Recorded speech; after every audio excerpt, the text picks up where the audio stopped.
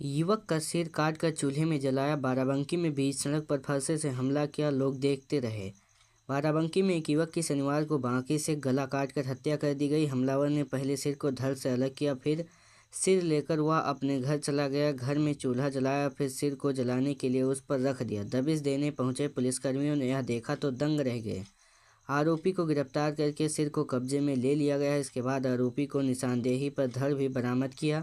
घटना डकैतनगर थाना क्षेत्र में दोपहर करीब 12 बजे हुई। दिन दहाड़े हुई हत्या की सूचना पर एसपी अर्पित विजयवर्गीय भी मौके पर पहुंचे हैं। अब विस्तार से जानिए पूरा मामला क्या हुआ। पारा बेहटा गांव का रहने वाला बबलू उम्र 21 वर्ष 4 भाइयों में सबसे बड़ा था। वह आइसक्रीम बेचने का काम करता था। घर में उसकी पत्नी और दो छोटे बच्चे हैं। अभी 3 दिन पहले ही उसने बर्फ़ बेचने का काम शुरू किया था। शनिवार को बबलू रोज़ की तरह बर्फ़ बेचने निकला था। परसवाल गांव के पास शंकर यादव उम्र 50 वर्ष से उसका झगड़ा हो गया। मामूली कहासुनी में शंकर इस कदर आग बबूला हुआ कि वह दौड़कर घर के अंदर गया और बांका ले आया। इसके बाद शंकर ने बांके से बबलू पर हमला कर दिया और सरेआम उसकी गर्दन धड़ से अलग कर दी।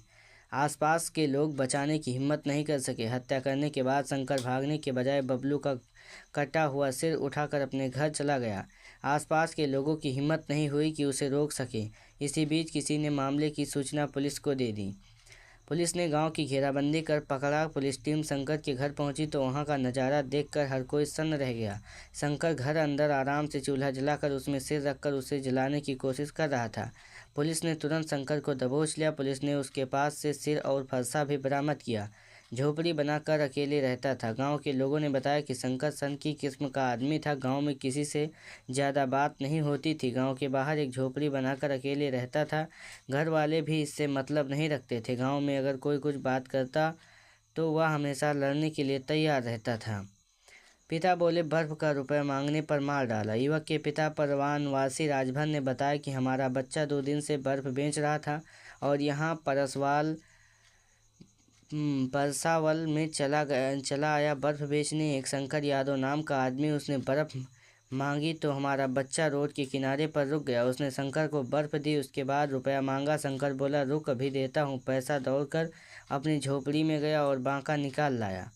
हमारा लड़का साइकिल पर खड़ा हुआ था, एक पैर नीचे एक ऊपर था। उसने बांके से ऐसा मारा कि सिर अलग और धड़ अलग हो गया था। हमारा पहले से कोई विवाद नहीं था। हमारा घर बेहटा गांव में है। हमारा घर बहुत दूर पर है। पिता ने बताया कि इस बार पहली बार बर्फ़ बेच रहा था। पहले सूरत में काम कर रहा था। पैसा नहीं था और कोई मजदूरी भी नहीं मिल रही थी। तो उसने पूछा कि पापा हम क्या करें, तो हमने ही कहा था कि 2-4 पैसा कमा लो, बर्फ़ बेच लो, बाकी ज़्यादा दूर नहीं जाना। लकड़ी में रख कर बेटे का सिर भूंज दिया। ये परसावल आ गया बेचने। यह हमारे गांव से 12 से 13 किलोमीटर दूर होगा। गांव के प्रधान कैलाश ने हमें मामले की जानकारी दी है। जब हम आए तो मेरा बेटा साइकिल के नीचे दबा पड़ा था और उसका सिर नहीं था। सिर काट के लेके गया है, अपने घर में रख दिया है उसको। लकड़ी की आग पर उसको भूंज दिया है, जिससे पहचान में आए। पिता ने कहा कि ऐसी कार्रवाई करिए कि हमारे बच्चे से ज़्यादा उसको सज़ा मिलनी चाहिए। हमारे घर 4 बेटे थे, यही बस काम करता था, बाकी कोई कमाने वाला नहीं है। हमारी खेती-बाड़ी नहीं है, वही घर का खर्चा चलाता था। बेटे के भी 2 बच्चे हैं, एक 2 साल की बेटी और एक 2 साल भर का बच्चा। मौसी बोली पहली बार इस गांव में आया था। गौरा थाना दरियाबाद की रहने वाली सीता ने बताया कि जो युवक मारा गया है वह मेरे बहन का लड़का है।